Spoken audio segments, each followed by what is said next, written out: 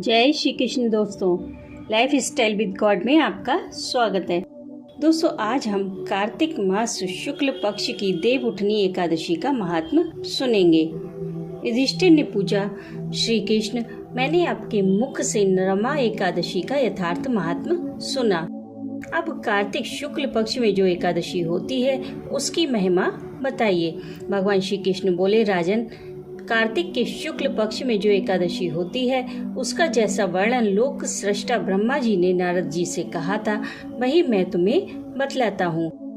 नारद जी ने कहा, पिताजी, जिसमें धर्म कर्म में प्रवृत्ति कराने वाले भगवान गोविंद जागते हैं, उस प्रबोधनी एकादशी का महात्म बताइए। ब्रह्मा जी बोले, मुनिश्रेष्ठ, प्रबोधनी एकादशी का महात्म पाप का नाश, पुण्य की वृद्धि तथा उत्तम बुद्धि वाले पुरुषों को मोक्ष प्रदान करने वाला है। समुद्र से लेकर सरोवर तक जितने भी तीर्थ हैं, वे सभी अपने महात्म की तभी तक गर्जना करते हैं जब तक कि कार्तिक मास में भगवान विष्णु की प्रबोधनी तिथि नहीं आ जाती। प्रबोधनी एकादशी को एक ही उपवास कर लेने से मनुष्य 1000 अश्वमेघ तथा 100 राजसूय यज्ञ का फल पा लेता है। और जो कुछ भी दुर्लभ है, जिसकी प्राप्ति असंभव है तथा जिसे त्रिलोकी में किसी ने भी नहीं देखा है, ऐसी वस्तु के लिए भी याचना करने पर प्रबोधनी एकादशी उसे देती है। भक्ति पूर्वक उपवास करने पर मनुष्यों को हरिबोधनी एकादशी ऐश्वर्य, संपत्ति, उत्तम बुद्धि, राज्य तथा सुख प्रदान करती है। मेरू पर्वत के समान जो बड़े बड़े पाप हैं, उन सब को यह पाप नाशिनी प्रबोधनी एक ही उपवास से भस्म कर देती है। पहले के हजारों जन्मों में जो पाप किए गए हैं, उन्हें प्रबोधनी की रात्रि का जागरण रुई की ढेरी के समान भस्म कर डालता है। जो लोग प्रबोधनी एकादशी का मन से ध्यान करते हैं तथा जो इसके व्रत का अनुष्ठान करते हैं, उनके पितर नरक के दुखों से छुटकारा पाकर भगवान विष्णु के परम धाम को चले जाते हैं। ब्राह्मण, अश्वमेघ आदि यज्ञों से भी जिस फल की प्राप्ति कठिन है, वह प्रबोधनी एकादशी को जागरण करने से अनायास ही मिल जाता है।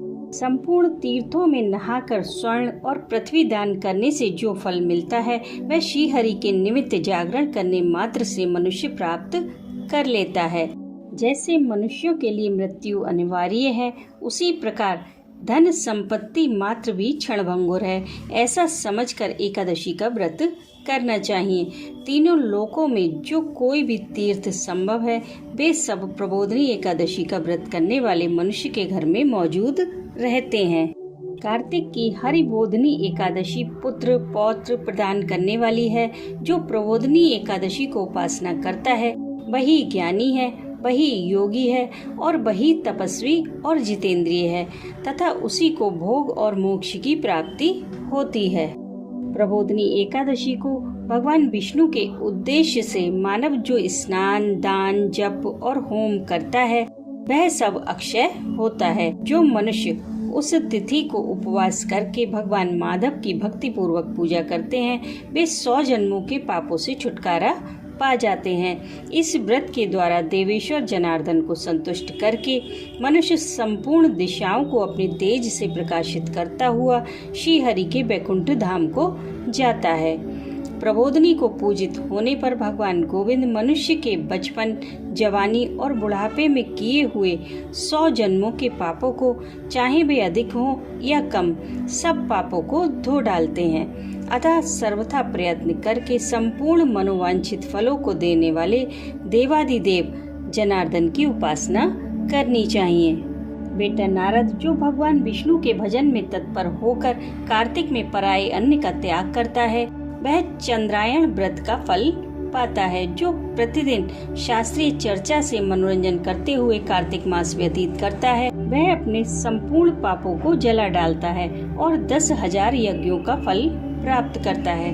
कार्तिक मास में शास्त्रीय कथा के कहने और सुनने से भगवान मधुसूदन को जैसा संतोष होता है, वैसा उन्हें यज्ञ, दान अथवा जप से भी नहीं होता। जो शुभ कर्म परायण पुरुष कार्तिक मास में एक या आधा श्लोक भी भगवान विष्णु की कथा वाँचते हैं, उन्हें 100 गोदान का फल मिलता है।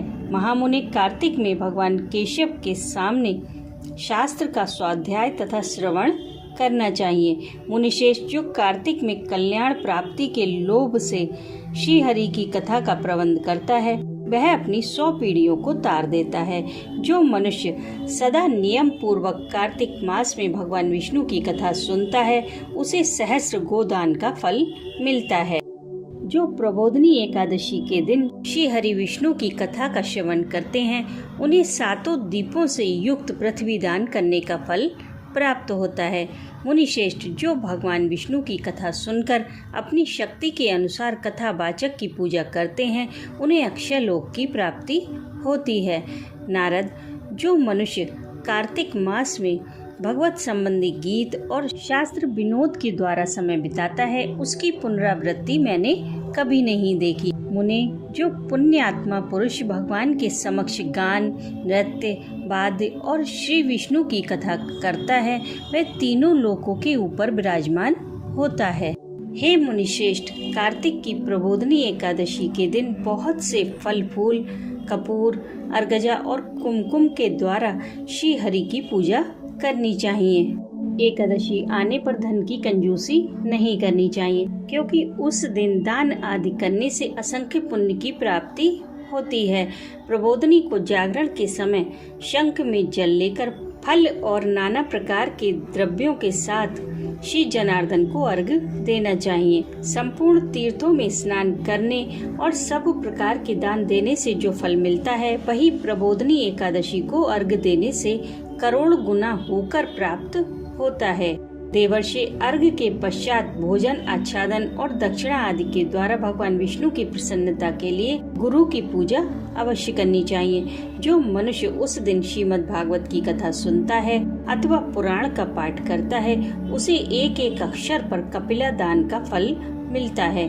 मुनिश्रेष्ठ, कार्तिक में जो मनुष्य अपनी शक्ति के अनुसार एकादशी व्रत का पालन करता है उसकी मुक्ति निश्चित है।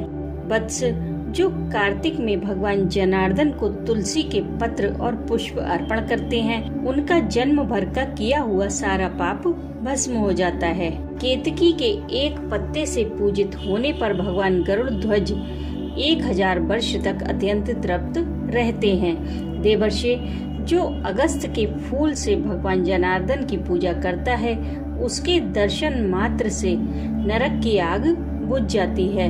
मुने, जो प्रतिदिन दर्शन, स्पर्श, ध्यान, नाम कीर्तन, स्तवन, अर्पण, सेचन, नित्य पूजन तथा नमस्कार के द्वारा तुलसी में 9 प्रकार की भक्ति करते हैं वे कोटि सहस्त्र युगों तक पुण्य का विस्तार करते हैं। नारद, सब प्रकार के फूलों और पत्तों को चढ़ाने से जो फल प्राप्त होता है वह कार्तिक मास में एक तुलसी के पत्ते से ही मिल जाता है। कार्तिकाया देखकर प्रतिदिन नियम पूर्वक तुलसी के कोमल पत्तों से महाविष्णु श्री जनार्दन का पूजन करना चाहिए। 100 यज्ञों के द्वारा देवताओं का यजन करने से और अनेक प्रकार के दान देने से जो पुण्य प्राप्त होता है वह कार्तिक मास में मात्र तुलसी दल से केशव की पूजा करने पर प्राप्त हो जाता है। बोलो एकादशी माता की जय।